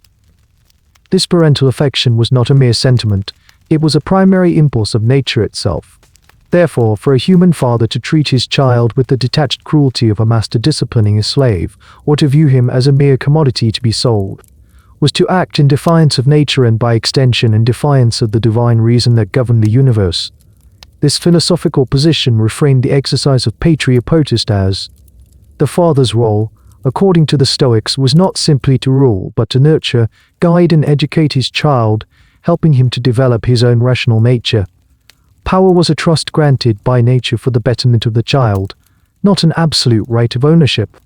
No figure articulated this new moral vision more clearly than Seneca the Younger, the Stoic philosopher who served as an advisor to the Emperor Nero. In his prolific essays and letters, Seneca relentlessly attacked the passions, particularly anger, as being contrary to reason. In his treatise De Ira, he directly contrasts the actions of a good father with those of a tyrant. A father, he argued, corrects his child's faults for the child's own sake, with deliberation and a view to improvement. A man acting out of anger, however, seeks only the satisfaction of revenge. He wrote, "What is the difference between a tyrant and a king? The one exercises his severity in his own interest of the state." By analogy, a father who killed his son in a fit of rage was acting not as a legitimate patriarch, but as a domestic tyrant, a slave to his own passions. In Declamation on Mercy, he argued that mercy and self-restraint were the true signs of great power, not the brutal application of force. This philosophy struck at the very moral justification for the vitae necisque potestas, recasting its use not as an act of Roman savoritas, but as a failure of Stoic self-control. These philosophical whispers, born in the exclusive gardens and porticos of the elite, did not remain there. They permeated the thinking of the educated classes, influencing the training of lawyers and the dispositions of emperors. Roman jurists, tasked with interpreting and applying the law, began to speak more of aquitas equity, or fairness, and to invoke the law of nature, ius natural, as a standard against which the civil law could be judged. While philosophy could not single-handedly strike down a law as ancient as the 12 Tables, it provided the intellectual and moral language that made reform conceivable. It planted a seed of doubt in the Roman mind, proposing a radical new idea that a child was not merely an object of the law, but a subject of nature, and that even the absolute power of the father must ultimately answer to a higher court. The philosophical currents and the isolated imperial judgments were not merely abstract developments, they were the intellectual and political preconditions for a fundamental change in Roman law itself. The emperor, as the living embodiment of the state and the ultimate font of justice, possessed the authority to not only interpret the law, but to create it through edicts, decrees, and rescripts. As the first and second centuries of the empire progressed, a series of emperors, influenced by the Stoic ideal of the benevolent ruler and the state's growing interest in social stability, began the slow, cautious process of translating this new morality into binding legislation. These were not sweeping reforms designed to abolish Patria Potestas overnight, but a series of targeted interventions aimed at its most extreme and socially disruptive manifestations. This legislative activism had its roots in the social engineering of Augustus, whose laws on marriage and adultery had already demonstrated the state's willingness to regulate the private lives of its citizens for the perceived public good. Later emperors built on this precedent, moving from the regulation of marriage to the direct protection of children. The right to sell a child, the ius vendendi, was one of the first powers to be formally curtailed. From the perspective of a stable, prosperous empire, the open sale of freeborn Roman children was an embarrassment and a sign of social decay. It contradicted the imperial propaganda of a golden age. Consequently, imperial edicts began to restrict this right. While the sale of children into bonded labor in IPO to settle debts might still be tolerated under specific circumstances, the sale of a child into foreign slavery was increasingly treated as a criminal act. An edict from the time of the Emperor Diocletian in the late 3rd century would reiterate this position, stating that the law does not permit a father to sell his children, even in cases of extreme poverty. While the law was not always enforceable in the farthest flung or poorest parts of the empire, its official prohibition marked a critical shift. The child was no longer a legally saleable commodity. Similarly, the ancient practice of infant exposure began to fall under legal scrutiny. While it was never formally outlawed during the pagan Roman era with the same force as homicide, the state began to take measures that discouraged it and altered its legal consequences. Legal rulings from this period established that a father who exposed a child lost all rights of Patria Potestas over them. He could not later reclaim the child from the person who had found and raised them. Some jurists argued that if the exposed child died as a direct result of the abandonment, it could be considered a form of homicide. This was a significant departure from the old view that exposure was merely the refusal to accept a child into the family. The state was now extending a degree of legal protection to the newborn, recognizing its right to life, even if that right was not yet absolute. The most sensitive area of intervention concerned the father's power of life and death. The state began to recursify the killing of a son by his father, moving it out of the private jurisdiction of the family and into the public jurisdiction of the criminal courts. Imperial rulings and the opinions of leading jurists began to insist that the vitae potestas could only be exercised for a just cause. And who would now determine what constituted a just cause?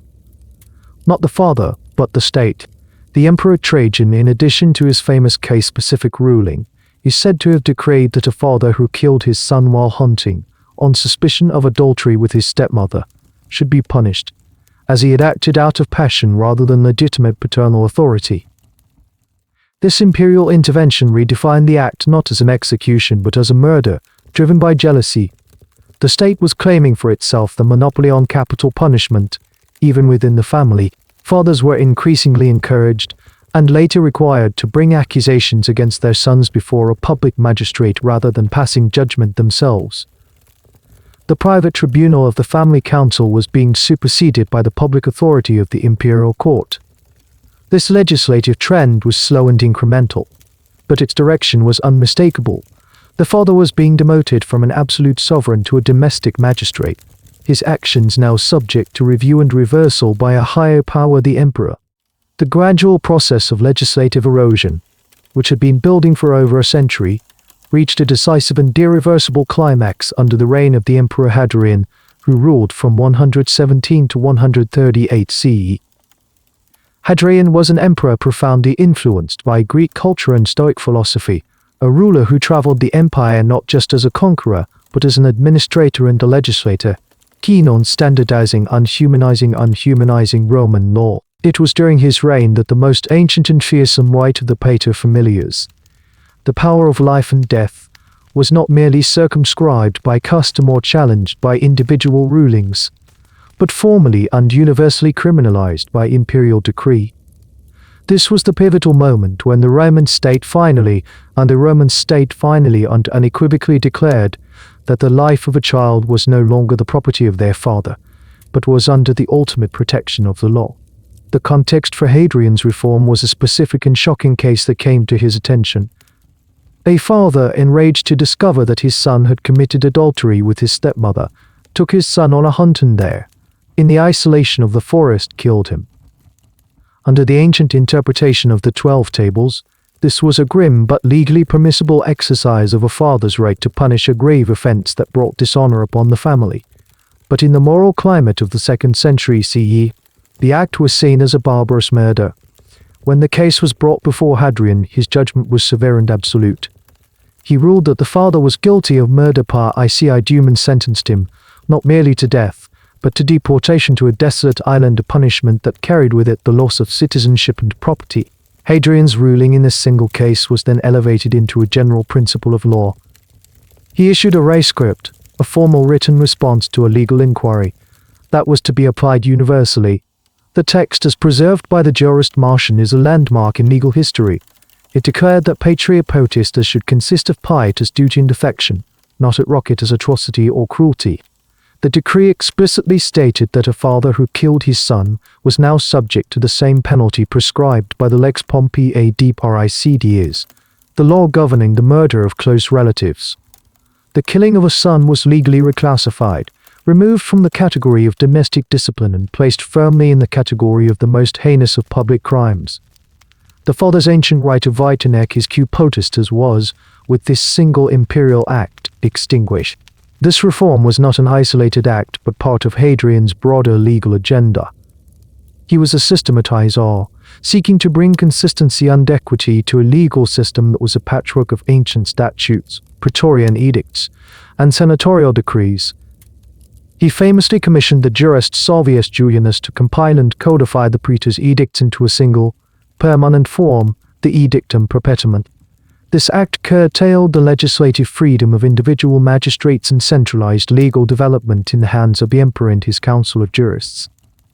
In this context, the abolition of the father's right to kill was a logical step.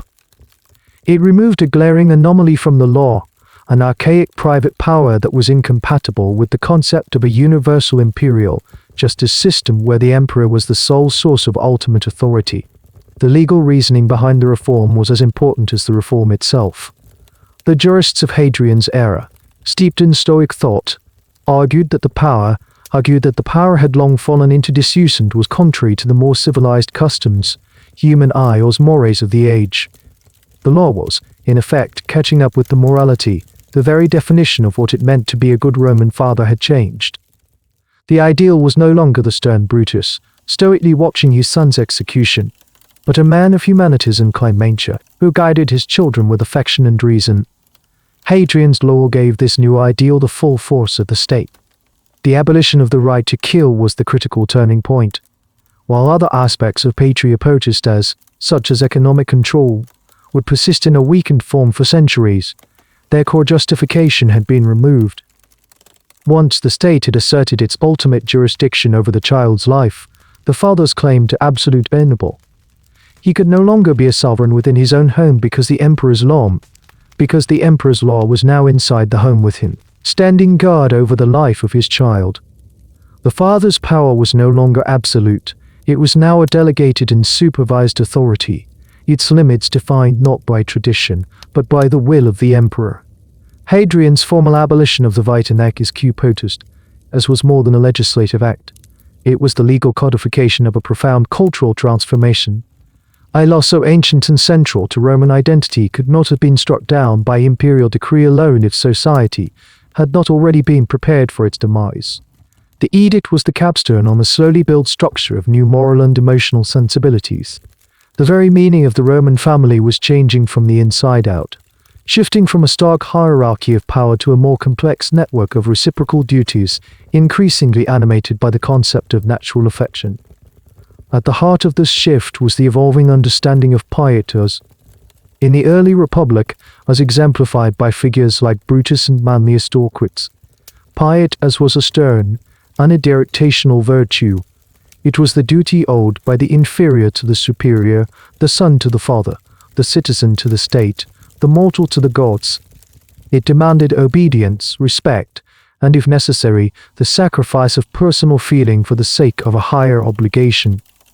By the High Empire, however, the term had softened and expanded. The writings of jurists and philosophers began to speak of the efficient pietas, the duty of affection, as something that flowed in both directions.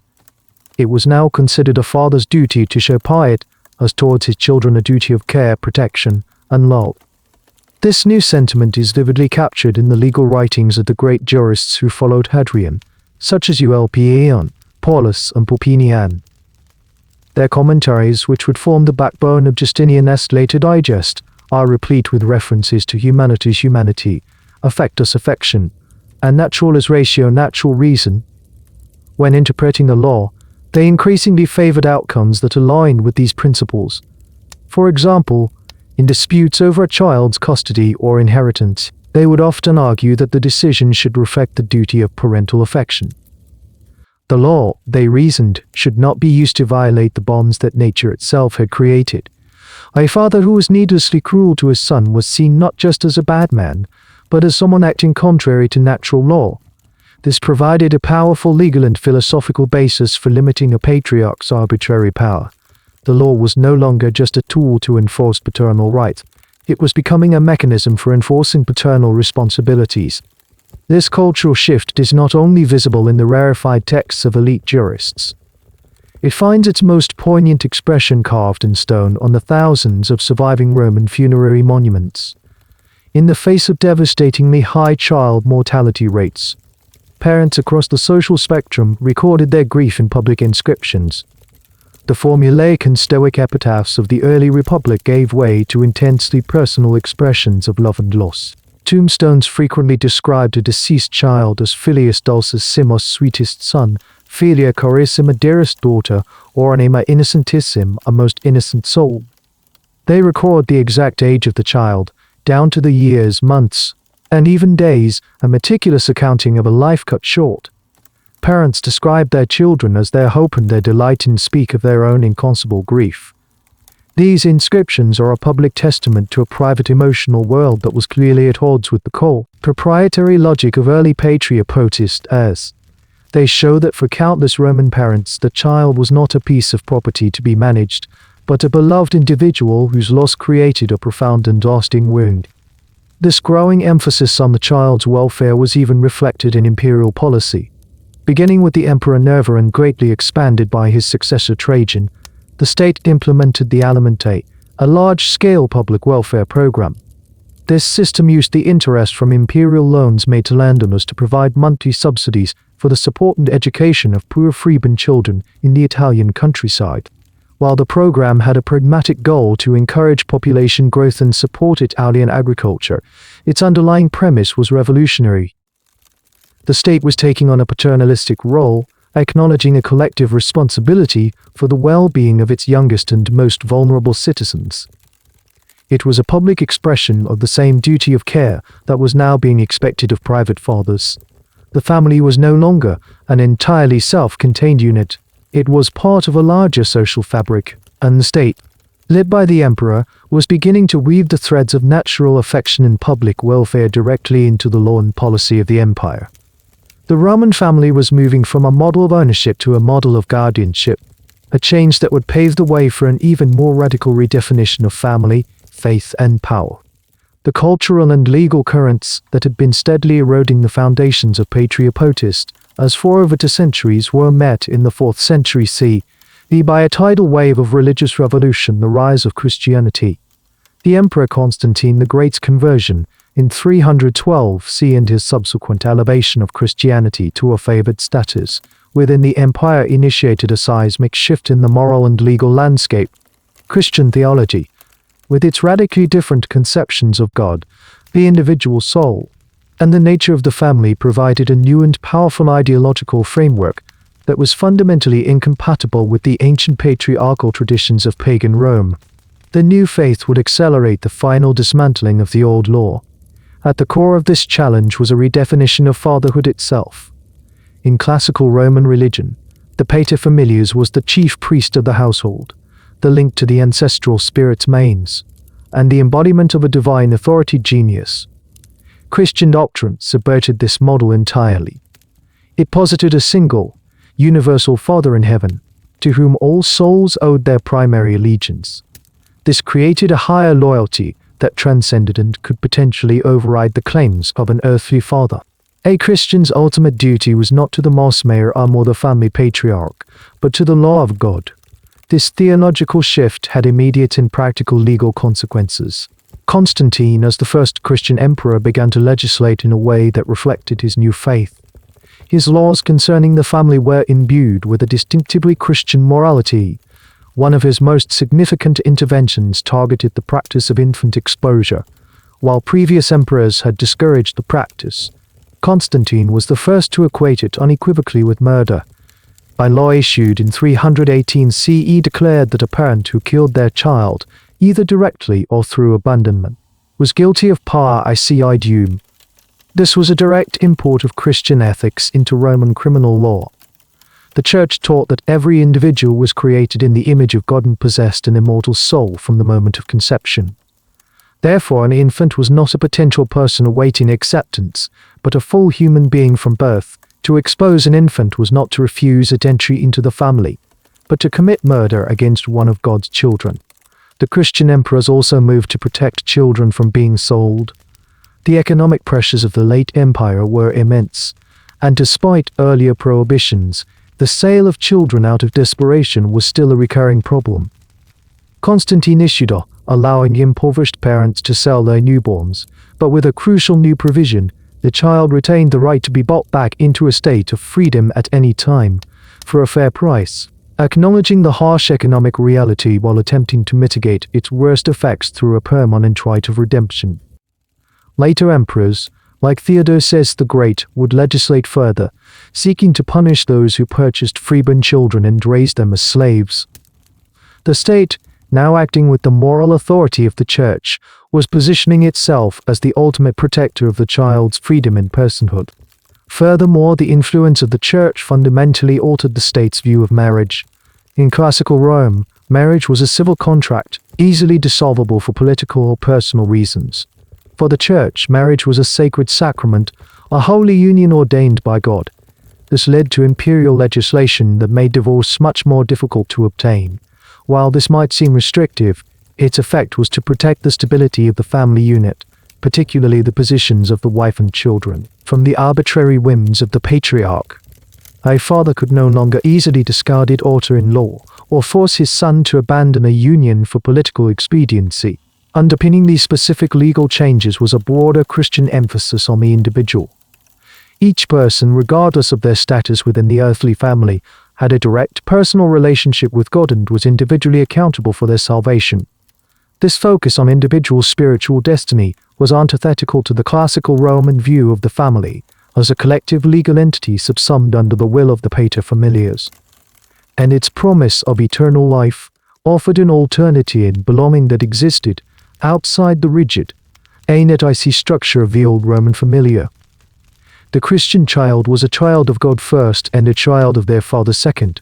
This new spiritual hierarchy provided the ultimate moral and legal justification for the final collapse of the father's ancient, absolute, and now ungodly power. The legal and cultural forces that had been chipping away at Patria Potestas for nearly 5 centuries: Stoic philosophy, imperial legislation, the pragmatic needs of the army, and the transformative power of Christian theology culminated in the great legal codification of the Emperor Justinian I in the 6th century CE. Ruling from Constantinople, the capital of the Eastern Roman Empire, Justinian harbored a grand ambition to restore the glory of Rome. This ambition was not just military, but also legal. He commissioned a committee of jurists, led by the brilliant Tribonian, to collect, edit, and systematized the entire vast and often contradictory body of Roman law, a 1,000-year accumulation of statutes, decrees, and scholarly opinions. The result was the Corpus Juris Civilis, the body of civil law, a monumental work that would become the foundation of most modern European legal systems. Within its pages we can witness the final, formal transformation of Patria Potestas from a formidable power into a legal ghost.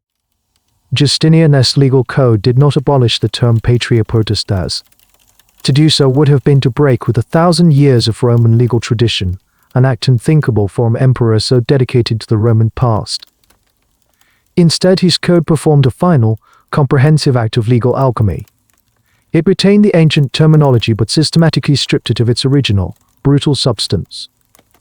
The Justinianic Patria Potestas was a power that had been thoroughly domesticated, reshaped by centuries of humane philosophy and Christian morality. In the opening books of the Institutes, the student textbook that formed part of the Corpus Juris, the law is stated with a new, definitive clarity: paternal power ought to consist in affection, not in cruelty. This was no longer a mere philosophical sentiment, it was a foundational principle of the law itself. The Digest, the vast collection of classical juristic writings, preserved the historical memory of the ancient rites, but the Code, which contained Justinian's own legislation, made it clear that those rights were things of the past. The father's right of life and death was confirmed as a long-dead letter, a crime of ancient times. The right to sell children was strictly forbidden, with the only exception being the case of a newborn child sold out of extreme poverty, and even then, the child's right to redemption was absolute. The most significant changes in Justinian's code concern the economic aspects of the father's power. The classical rule that a son could own no property was finally and definitively overturned. Building on the precedent of the cum caste rents, Justinian's jurists created new categories of property that a son could own outright, even while his father lived. This included the cum quasi-caste rents for public officials, as well as a new and far more sweeping category, the bona adventitia. This new law stipulated that any property a son inherited from his mother's side of the family, or received as a gift or legacy from anyone other than his father, belonged to the son. The father was granted a usufruct, the right to use the property and enjoy its income during his lifetime, but he was not the owner. He could not sell the property or encumber it with debt. Ownership, the legal title, vested in the son. The only property the father still controlled absolutely was that which he had personally given to his son. This reform effectively dismantled the economic core of Patria Potestas. A son could now be a wealthy man in his own right, his financial security, no longer dependent on his father's whim or his own survival. Furthermore, Justinian's law took the final step in protecting a child from being arbitrarily disinherited. While a father still had the right to make a will, he was now required to have a legally recognized just cause to exclude his own children or grandchildren.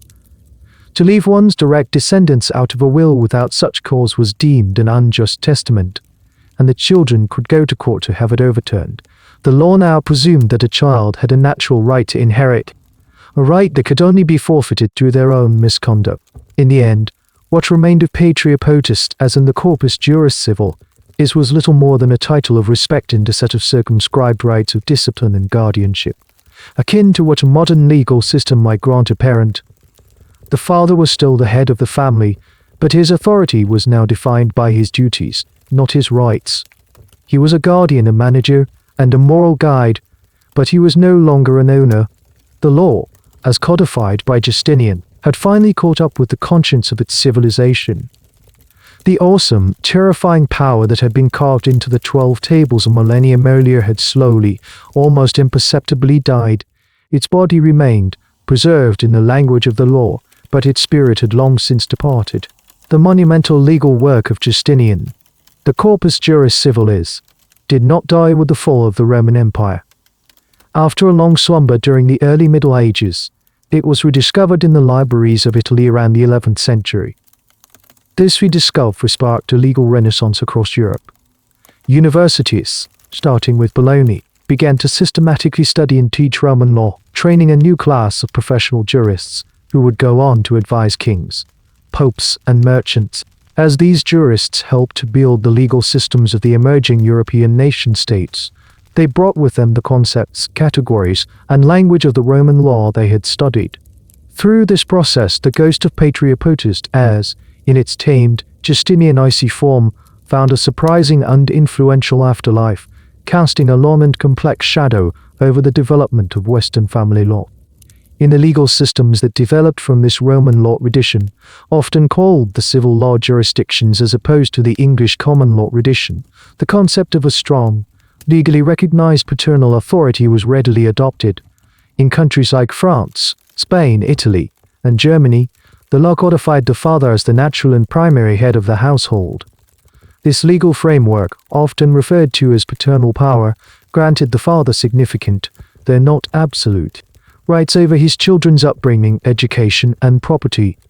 While it never approached the severity of ancient Roman law, the right of life and death was, of course, a relic of a pagan past. It preserved the core Roman idea of the father as the family's legal representative administrator. For example, the Napoleonic Code of 1804, a profoundly influential legal document that shaped the laws of dozens of countries worldwide, contains strong provisions on puissance paternelle, or paternal power.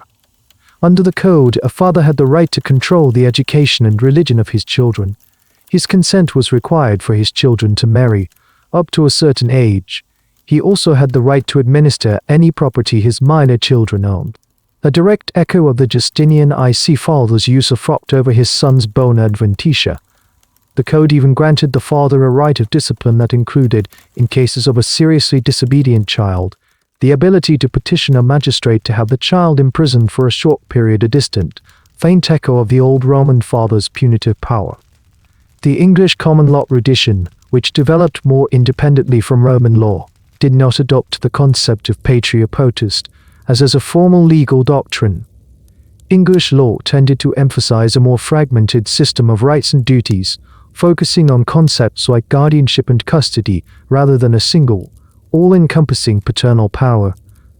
However, the underlying cultural assumption of patriarchy, which England shared with the rest of Europe, often lead to similar practical outcomes.